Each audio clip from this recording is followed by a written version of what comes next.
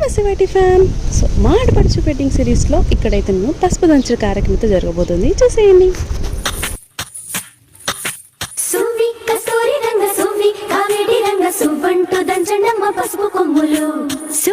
కళ్యాణ రంగ సూవి కైవల్య రంగ దంచుతుంటే మెరవాలమ్మ చెవుల కమ్మలు.